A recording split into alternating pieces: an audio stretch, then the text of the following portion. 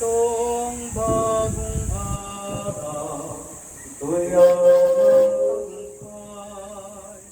Anak ng tao'y nabuhay, siya'y ating parangalan. Si Jesus muling nabuhay, sa kamatayan nagtagumpay. Hallelujah, hallelujah, hallelujah. Hallelujah, hallelujah, hallelujah. Hallelujah, hallelujah, hallelujah. Hallelujah, hallelujah, hallelujah. Ito lang isa na nga. Magandang umaga po sa ating lahat. Magandang umaga po. Tayo po ngayon ay narito upang ipagdiwang ang Misa Decenarion, yung ating 10 araw na pagmimisa para sa ating natatanging intensyon na pagtatapos na nga ng COVID-19 na ating kinakaharap sa ngayon. At ialay din natin ang misang ito para sa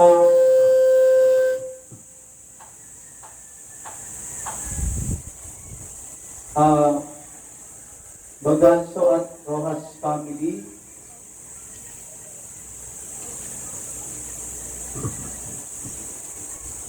Para sa mga kaluluwa ni Celestino Arbada, Angelito Arbada, Eduardo del Rio, at pasalamat ng Baganso at Rojas family at ni Betty Cada. Ngayon din para sa kaarawan ni Alvin Bagan Nagayano.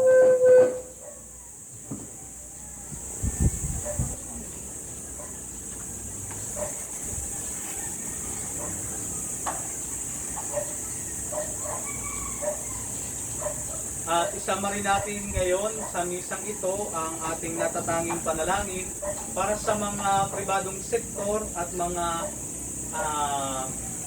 nananaliksik ng lunas para sa pandemyang ating kinakaharap. Nawa sa pamagitan ng patnubay at paggabay ng ating Panginoong Diyos ay tunay ngang makagawa na ng vaccine o ng gamot para sa sakit na ito.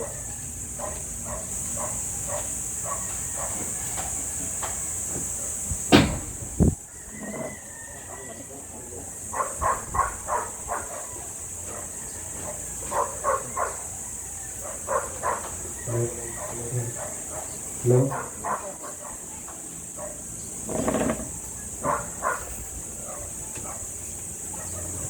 Ating simulan ang ating pagdiriwang sa ngalan ng Ama at ng Anak at ng Espiritu Santo. Amen. Ang pagpapala ng ating Panginoong Hesukristo, ang pag-ibig ng Diyos Ama, at ang pakikipagkaisa ng Espiritu Santo, naway sumainyong lahat. At sumainyo rin. Mga kapatid, aminin natin ang ating mga kasalanan upang tayo maging marapat gumanap sa banal na pagdiriwang.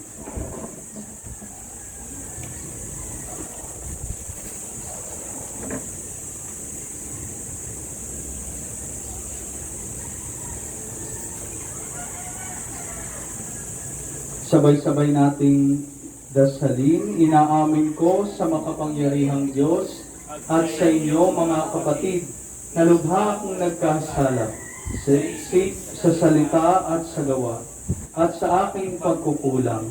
Kaya isinasamo ko sa mahal na Birheng Maria, Sa lahat ng mga anghel at mga banal. at sa inyo mga kapatid, na ako'y panalangin sa Panginoong ating Diyos.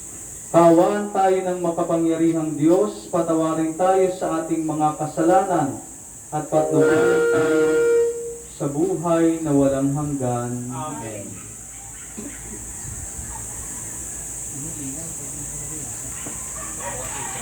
Manalangin tayo.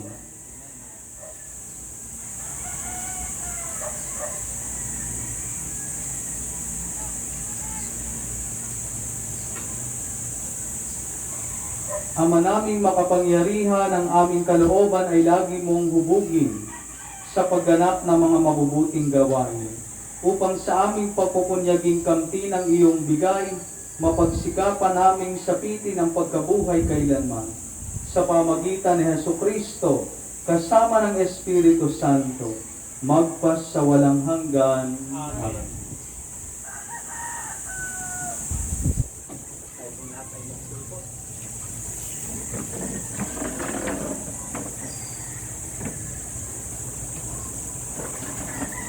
Pagbasa mula sa mga gawa ng mga apostol.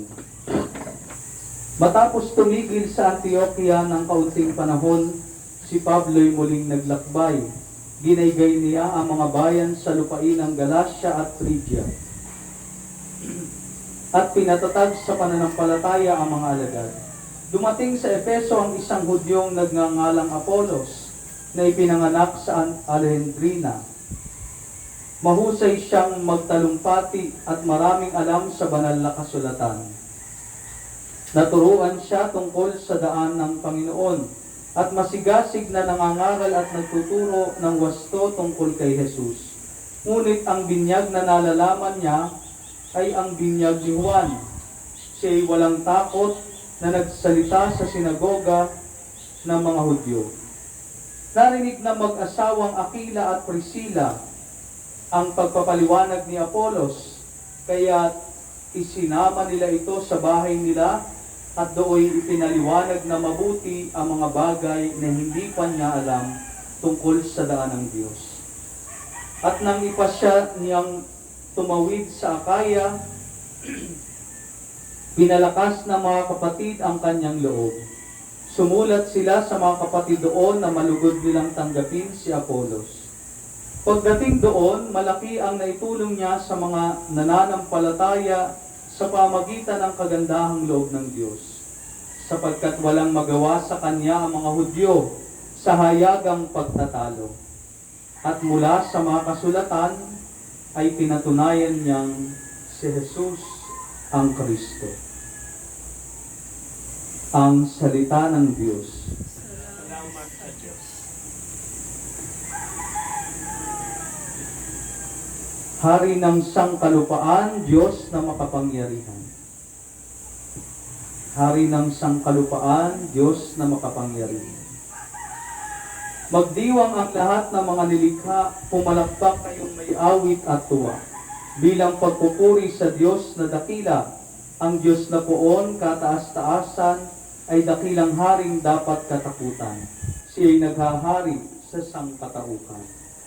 Tugon po, Hari ng sangkalupaan, Diyos na makapangyarihan. Ang Diyos, siyang hari ng lahat ng bansa, pagmitat purihin ng mga nilikha. Maghahari siya sa lahat ng bansa, magmula sa tronong banal at dakila. Hari ng sangkalupaan, Diyos na makapangyarihan. Sa mga hinirang ng Diyos ni Abraham, sasama ang madlang mga pamunuan ng lahat ng bansa sa sandaigdigan, ang mga sandata ng lahat ng kawal, lahat ay sa Diyos na hari ng tanan. Hari ng sangkalupaan, Diyos na makapangyarihan. Tayo kung lahat ay magsitayo. Hallelujah, Hallelujah, Hallelujah. Mula sa Ama si Kristo at naparito sa mundo, nang sa langit dalhin tayo. Hallelujah, Hallelujah, Hallelujah. Sumainyo ang Panginoon, Sumainyo rin. ang mabuting balita ng Panginoon ayon kay San Juan. Papuri sa iyo,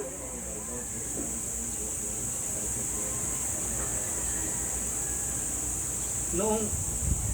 Noong panahong iyon, sinabi ni Jesus sa kanyang mga alagad, tandaan ninyo, ano bang hingin ninyo sa Ama sa aking pangalan, ay ibibigay niya sa inyo. Hanggang ngayon wala pa kayong hinihingi sa Kanya sa pangalan ko.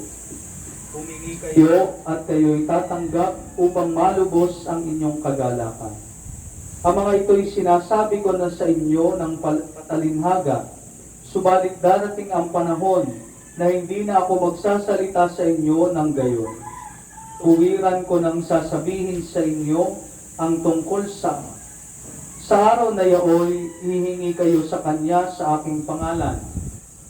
At hindi ko sinasabing sa inyo na dadalangin ako sa Ama para sa inyo, sapagkat iniibig nga kayo ng Ama. Iniibig niya kayo sapagkat ako'y iniibig ninyo, at naniniwala kayong nagmula ako sa Diyos. Ako'y mula sa Ama at naparito sa sanlibutan. Ngayon aalis ako sa sanlibutan at babalik sa Ama. Ang mabuting balita ng Panginoon. Pinupuri ka namin, Panginoong Heso Kristo.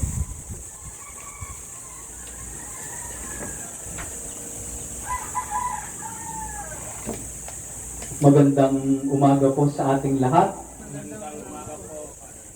Tulad nga ng nabanggit ko kanina, tayo ay patuloy sa ating pagmimisa, no? Yung ating misa desenaryo, 10 araw na pagmimisang inilalaan natin para sa ating kahilingan na matapos na nga itong pandemyang ating kinakaharap. At kaalinsabay nito, yung ating patuloy, no, na panawagan na ipalaganap ang pananampalataya pero hindi palaganapin ang virus. No? Kaya nga ho, minarapat ng ating kura paroko na ako ho, no, yung misa ang lumapit sa atin, no, sa mga tahanan. Upang patuloy pa rin iparamdam sa atin na ang ating tahanan ay mismong ang munting simbahan. No? Ang ating pong pamilya ang munting simbahan. Hindi ibig sabihin na tayo hindi nakakapunta sa ating simbahan ay layo na tayo sa ating Panginoon. Hindi po. Dahil mismong sa loob ng ating pamilya, sa loob ng ating tahanan, nandoon ang simbahan, nandoon ang Panginoon. Ngayon ay Sabado sa ika-6 na linggo ng panahon ng muling pagkabuhay. At bukas nga po ay ating ipagdiriwang na yung ascension o ang pag-akyat sa langit ng ating Panginoong Hesus. Kaya nga sa ating ebanghelyo ngayon na napakinggan mula sa ebanghelyo ni San Juan ay tila nandoon na yung pagpapahayag ni Hesus ng kanyang paglisan. Narinig natin sa last part ng ating ebanghelyo, ako'y mula sa Ama at babalik ako sa Ama, sapagkat doon nanggaling ang ating Panginoong Hesus. Pero sa ating pagninilay ngayon ay nais kong bigyang diin yung napakagandang paanyaya ng ating Panginoong Hesus na makikita natin sa ating mga pagbasang napakinggan. Binanggit ng ating Panginoong Hesus, tandaan ninyo, anumang hingi ninyo sa Ama sa aking pangalan, ay ibibigay niya sa inyo. Napakaganda, tuwiran at direct na sinasabi sa atin ng ating Panginoon. Ano mang hingin ninyo sa aking pangalan ay ipagkakaloob sa inyo ng aking Ama. Siyempre po, hindi naman ho natin hihilingin na tayo tumama lahat sa loto, no? At baka ho, wala na hong tayong mapanalunan, no? Pag tayong lahat ay tumama. Pero ibig sabihin doon, no, na yung ating hihingin, yung ating hihilingin, kung ito ay nasa ayon sa kalooban ng Diyos, ay asahan natin, no, na ito ay ipagkakaloob sa atin. Ang nagiging problema daw po kasi, o sabi nga ay nagkakaroon tayo ng kakulangan kung ang hinihingan natin ay yung hindi nararapat nating hingian, no? O yung pinagtatanungan natin ay yung mga hindi dapat nating pagtanungan. Nakakatuwa po ang isang bata. Kapag ka po may bata sa pamilya, no, mapapansin natin, ang mga bata ay napaka-palatanong. No? Lahat ay gustong malaman. Bakit po ganito? Bakit ganyan? No? Bakit? Dahil nais nilang magkaroon, humihingi sila ng kung ano yung kaalaman o katotohanan. Subalit may mga pagkakataon na sa ating patuloy na paglaki, naintindihan natin na yung ating hinihinging karunungan ay maibibigay lamang nung dapat na authority o yung tunay na nakakaalam ng katotohanan ng ating hinihingi. Halimbawa, hindi naman po tayo daw magpapaturo ng pangingisda sa isang magsasaka. At baka hindi alam ng magsasaka kung paano manghuli ng isda. At gayon din naman, hindi naman tayo magtatanong kung paano magsaka sa isang nagtitinda sa palengke. Siguro ay alam niya kung paano tumawad at magtinda, pero hindi niya alam kung paano magsaka. Anong ibig sabihin nito? Na dapat daw matuto tayong magtanong, humingi doon sa dapat na ating hingian. At anong pinupunto dito? Na mismong sinabi ni Jesus kung kanino tayo dapat humingi. Humingi tayo sa kanyang Ama, sa kanyang pangalan, at siguradong tayo ay mabibigyan ng ating hinihingi. Sa logic o sa philosophy ay mayroon tayong tinatawag na fallacy of authority, no? Ang ibig sabihin, kailangan ang pakikinggan natin ay yung talagang nakakaalam o nasa otoridad, no? Na nagbibigay, naghahain ng mga ebidensya para sa katotohanan. Kaya nga po, sa panahon ngayon, hindi dapat tayo maniwala sa mga sabi-sabi na lamang, no? O kaya naman ay hindi tayo dapat maniwala sa mga naririnig natin na hindi naman otoridad. Halimbawa, no, isang artista ang nagsabi sa commercial, no, napakaganda ng sabon na ito, no, na ina-advertise. Alam naman natin, hindi naman naglalaba yung artistang iyon, no. Paano naman nasabi na maganda yung sabon, no? Hindi authority yung nagsasalita. Kaya nga, ngayon ay sikat na sikat din yung isang artista na nagbigay ng kuro-kuro tungkol sa pagkakasala ng ABS. At binigyan pa ng analogy tungkol sa classroom, sa batas ng classroom. Kaya ngayon, siya ay sikat na sikat. Bakit? Dahil hindi niya na ipaliwanag ng maayos yung connection ng classroom, batas sa classroom, at sa pagkakasara ng ABS. At anong nangyari? Bakit? Dahil hindi authority, hindi yung tamang tao yung ating hiningan ng karunungan, yung ating nilapitan. At ito yung panawagan ni Jesus, no? Lumapit tayo doon sa tao na dapat talaga nating lapitan. Kaya nga sa ating unang pagbasa, narinig din natin kung paanong nandito ipinakilala sa atin si Apollos, no? Isang magaling na mananalumpati, isang Hudyo na convert at nagpapahayag, no, kay Kristo. Subalit akala ng ilan na tama lahat yung kanyang ipinapahayag, ngunit batid, no, ni Aquila at ni Priscilla, yung mga kasama ni Pablo, na kulang pa ang kaalaman ni Apollos. Sa anong paraan? Dahil ang binyag na ipinapahayag ni Apollos ay ang binyag na tinutukoy pa ni San Juan, no? At hindi ang binyag ng ating Panginoong Hesus. Kaya nga dito ay pinaliwanagan ni Aquila at ni Priscilla si Apollos, at dahil dito siya ay natuto. Nalaman niya kung ano yung katotohanan, no? Kaya nga mga kapatid, ito rin yung panawagan sa atin ng ating Panginoon. Lumapit tayo, humingi tayo doon sa tunay na makapagbibigay sa atin, doon sa tunay na makapagpapaliwanag sa atin. At ito'y walang iba, kung hindi sa ating Panginoong Diyos. Marami po sa atin ay naghahanap, umaasa sa ayuda ng pamahalaan. Pero kung ating pong pagninilayang mabuti, kung ating palalalimin, no, yung ating pagtingin sa ating karanasang sa ngayon, makikita natin araw-araw ay hindi lang pala ayuda ng pamahalaan ang ating tinatanggap. Higit sa lahat, may ayuda tayong tinatanggap mula sa ating Panginoon. Yung mismong ating kalusugan, yung mismong ating kakayahan na magising pa sa araw na ito, ang lahat ng ito ay ayuda mula sa ating Panginoong Diyos, no?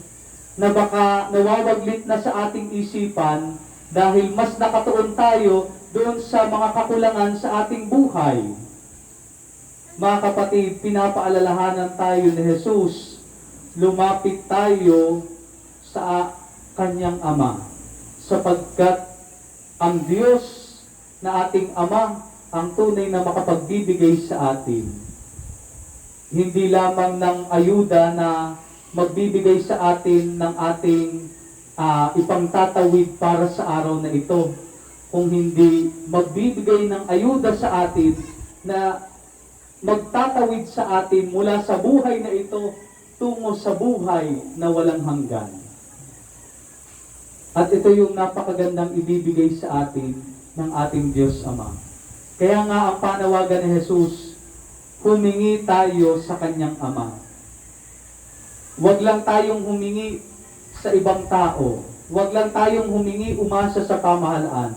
Higit sa lahat, asahan natin yung tunay na makapagbibigay sa atin ng kagalakan, ng kapayapaan. No? Sa kabila ng kinakaharap nating pandemya ngayon, sa paglapit natin sa Diyos, ay siguradong tayo'y magkakaroon. Siguro po ay mayroon tayong kanya-kanyang experience ng ating paglapit sa Panginoon. At alam natin na sa lahat ng pagkakataon, hindi niya tayo pinabayaan. Hindi tayo binaliwala sa ating paghingi sa ating Panginoon. Kaya nga ngayon sa ating panalangin ding ito, tayo ay patuloy na nangingi sa ating Panginoong Diyos ng patnubay at paggabay upang sa kanyang biyaya ay magkaroon na nga, no, ng kalunasan, magkaroon na nga ng gamot, ng vaccine ang kinakaharap nating COVID-19. Nawa sa pamagitan ng biyaya ng Panginoon sa ating paglapit sa Kanya, tunay tayong magkaroon ng kaligtasan. Humingi tayo sa ating Ama sa pangalan ni Jesus at siguradong tayo'y bibigyan. Tayong lahat ay nananawagan sa ating Panginoon na nawa magkaroon na nga ng lunas ang sakit na ito. Humingi tayo sa ating Panginoon hindi lamang ng pantawid gutom para sa araw na ito. Hingi natin sa ating Panginoon ang biyaya na magtatawid sa atin hindi lamang ngayong panahon ng pandemya, kung hindi magtatawid sa atin mula sa buhay na ito hanggang sa buhay sa kabila. Pagpalain tayo.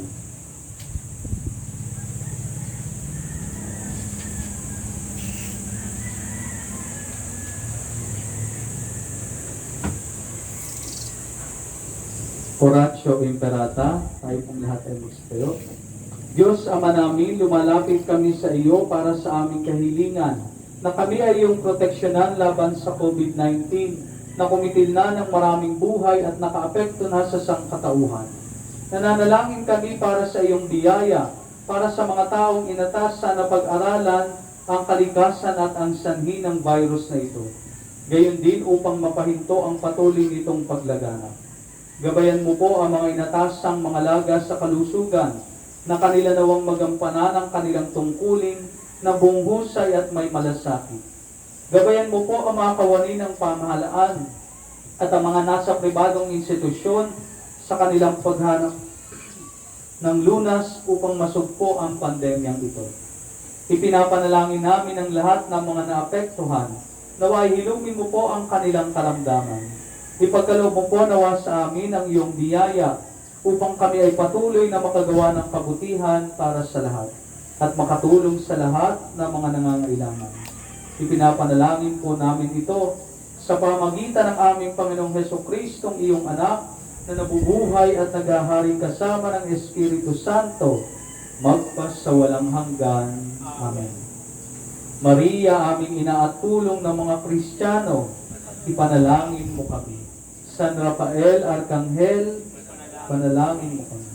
San Roque, panalangin mo kami. San Lorenzo Ruiz, ipanalangin mo kami. San Pedro Calungsod, ipanalangin mo kami.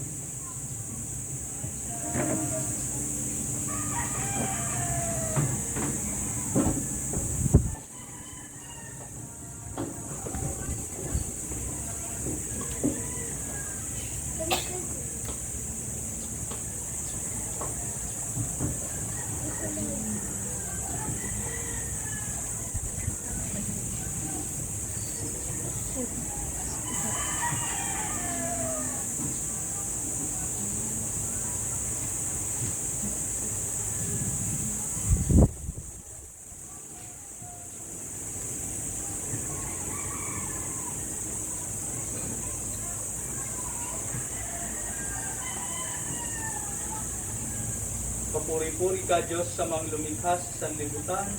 Sa iyong kagandahang loob, narito ang aming naiaalok.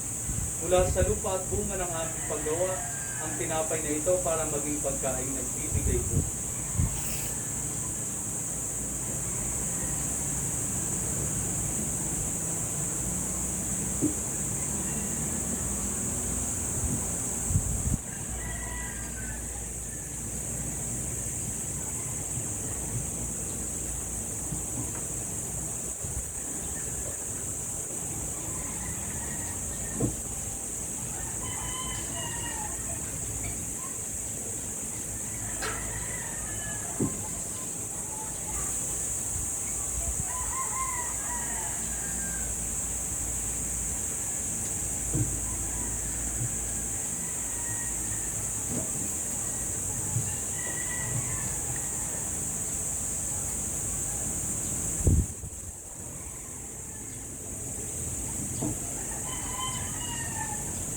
Papuri-puri ka, Diyos, sa mga lumikha sa sanlibutan. Sa iyong kagandahang loob, narito ang aming naiaalok. Mula sa katas ng ubas at bunga ng aming paggawa, ang alak na ito para maging inuming nagbibigay ng iyong Espiritu.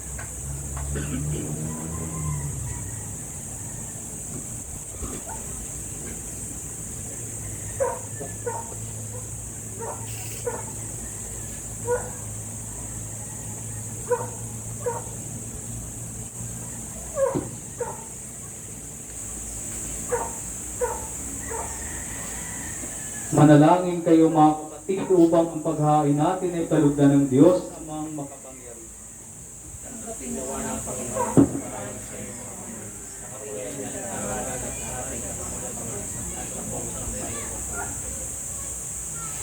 Ama naming lumikha para mo ng awa, gawin mong banal ang mga alay naming iyosan ng kalugdan. At kami gawin mong hain sa iyo'y laging nakalaan. Sa pamagitan ni Hesukristo, kasama ng Espiritu Santo, magpas sa walang hanggan. Amen.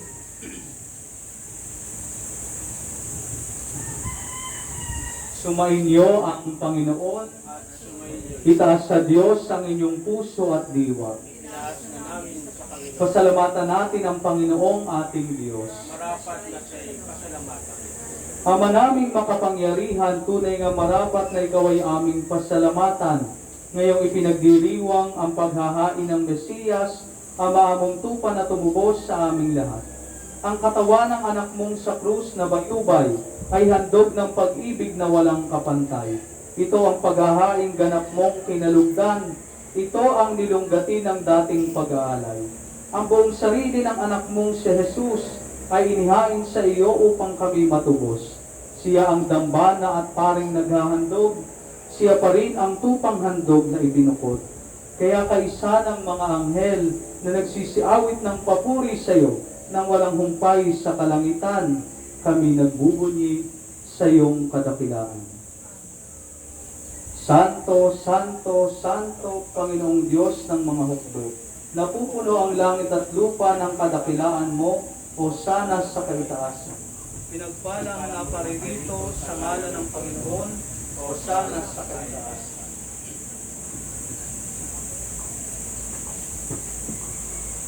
Ama naming banal, ikaw ang bukal ng tanang kabanalan, kaya't sa pamagitan ng iyong Espiritu, gawin mong banal ang mga kaloob na ito upang para sa aming maging katawan at dugo ng aming Panginoong Jesucristo. Bago niya pinagtiis ang kusang loob na maging handog, hinawakan niya ang tinapay. Pinasalamatan kaniya, pinaghati-hati niya iyon. Iniabot sa kanyang mga alagad at sinabi, tanggapin ninyong lahat ito at kanin.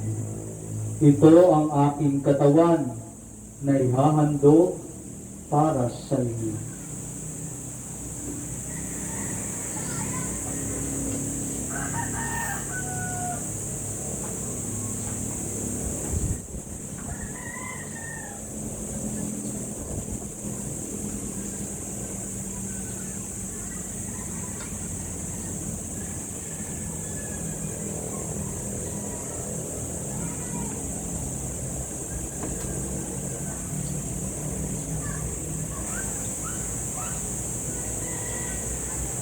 Gayun din naman, noong matapos ang hapunan, hinawakan niya ang kalis.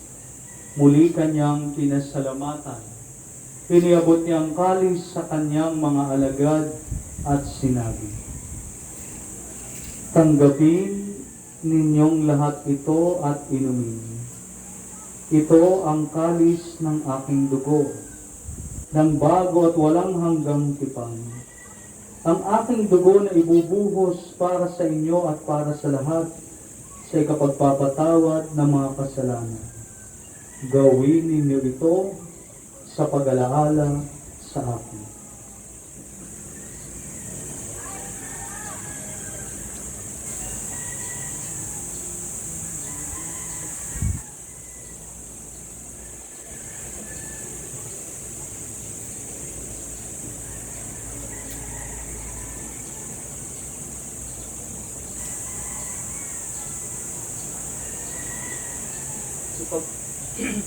Ipagbunyi natin ang misteryo ng pananampalataya.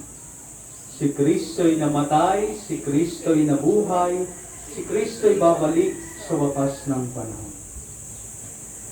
Ama, ginagawa namin ngayon ang pag-alala sa pagkamatay at muling pagkabuhay ng iyong anak, kaya't iniaalay namin sa iyo ang tinapay na nagbibigay buhay at ang kalis na nagkakaloob ng kaligtasan.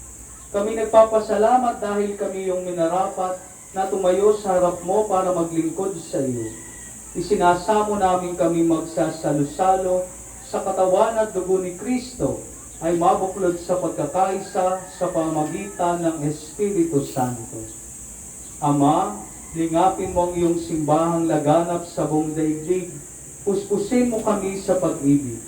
Kaysa ni Francisco na aming Papa, ni Buenaventura na aming obispo at ng tanang kaparian. Alalahanin mo rin ang mga kapatid naming nahimlay na may pag-asang sila'y muling mabubuhay. Gayon din ang lahat ng mga pumana. Ating panalangin ang ating mga namayapang kapatid.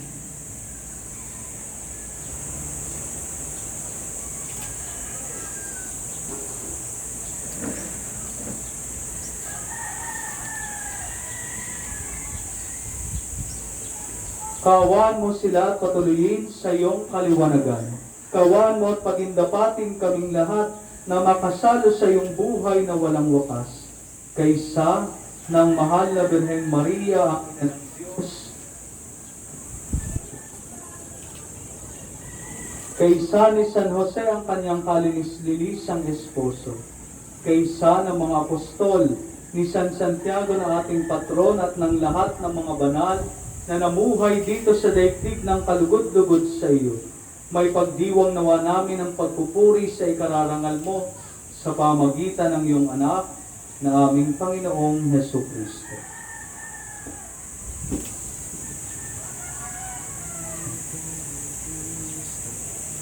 Sa pamagitan ni Kristo, kasama niya at sa Kanya, ang lahat ng parangal at papuri ay sa iyo, Diyos Amang makapangyarihan, kasama ng Espiritu Santo, magpasawalang hanggan. Amen. Bilang isang pamilya ng Diyos, tumawag tayo sa ating Ama sa pamagitan ng panalangin itinuro sa atin ng ating Panginoon. Ama namin, sumasalangit ka, sambahin ang ngalan mo. Mapasa amin ang kaharian mo, sundin ang loob mo dito sa lupa para ng sa langit. Bigyan mo kami ngayon ng aming kakanin sa araw-araw, at patawarin mo kami sa aming mga sala, para ng pagpapatawad namin sa mga nagkakasala sa amin. At huwag mo kaming ipahintulos sa tukso, at iadya mo kami sa lahat ng masama. Hinihiling namin kami iadya sa lahat ng masama, pagkalooban ng kapayapaan araw-araw, iligtas sa kasalanan at ilayo sa lahat ng kapahamakan. Samantalang aming pinananabikan ang dakilang araw ng pagpapahayag ng tagapagligtas namin si Hesus Kristo. Sapagkat sa iyo ang kaharian at ang kapangyarihan magpakailanman. Amen. Panginoong Hesus Kristo, sinabi mo sa iyong mga apostol, kapayapaan ang iniiwan ko sa inyo. Ang aking kapayapaan ang ibinibigay ko sa inyo. Tunghayan mo ang aming pananampalataya at huwag ang aming mga pagkakasala. Pagkalooban mo kami ng kapayapaan at pagkakaisa ayon sa iyong kalooban. Kasama ng Espiritu Santo, magpasawalang hanggan. Amen. Ang kapayapaan ng Panginoon ay laging sumainyo. At sumainyo rin. Magbigayan kayo ng kapayapaan sa isa't isa. Peace be with you. Peace be with you.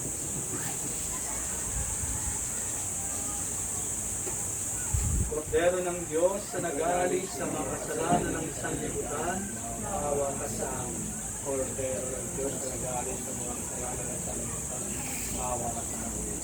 Kordero ng Diyos na nag-aalis sa mga kasalanan ng sanlibutan,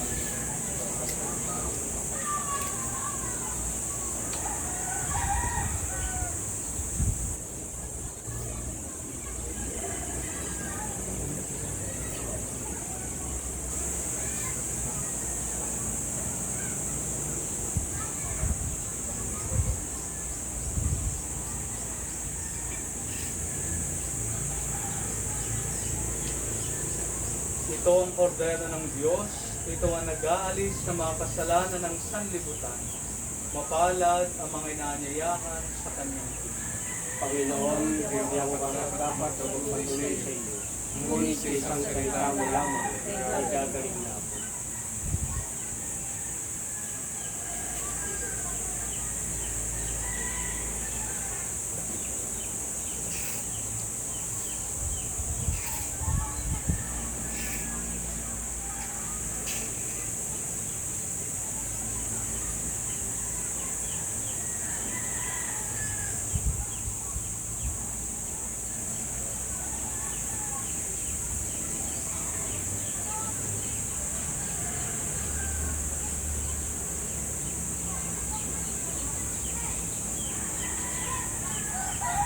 Tanang sa akin iyong bigay, Ama, hangad kong mamuhay sa piling kong sakdalbingan, upang kanilang mamasdan, Alleluia, kailan ko.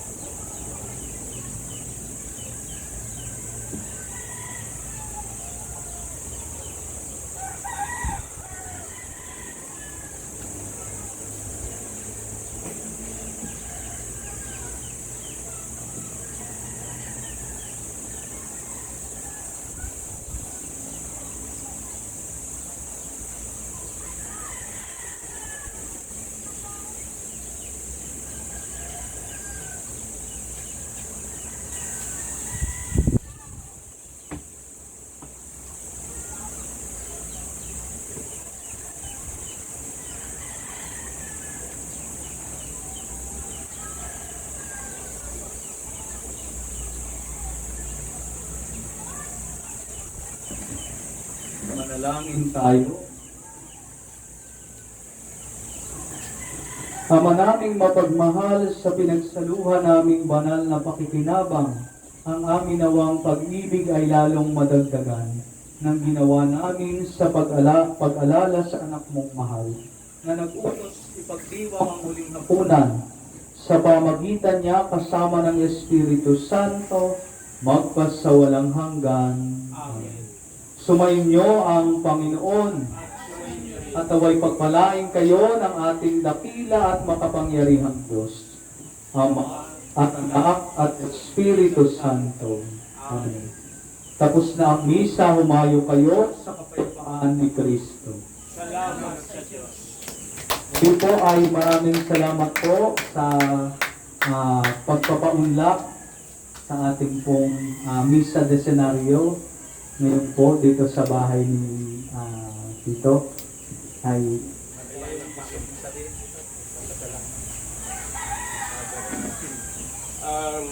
Salamat po sa lahat na nakita sa pamisa ito.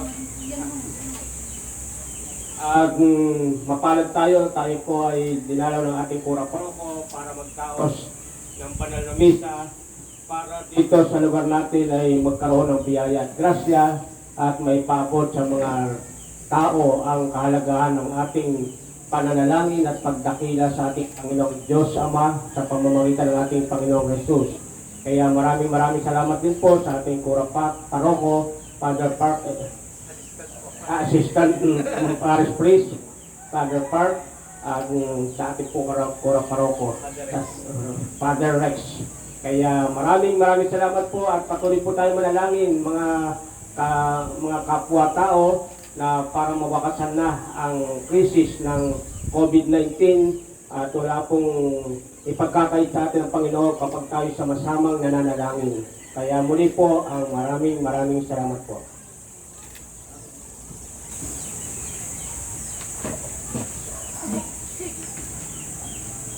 ngayon po ay tayo mag-alay ng isang awitin para sa ating mahal na ina. Ay, mag-connect ako doon. Mayroon po kami support na kayo. Ano pong Tinanong pati mo po ba? Yung dyan, yung kay Mami Mary.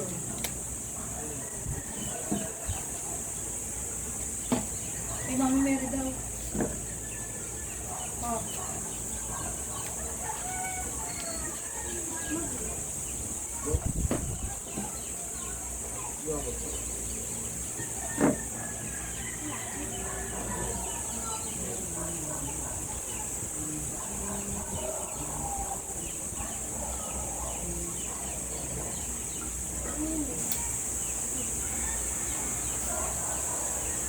Mabuti kasi hindi ko mo rin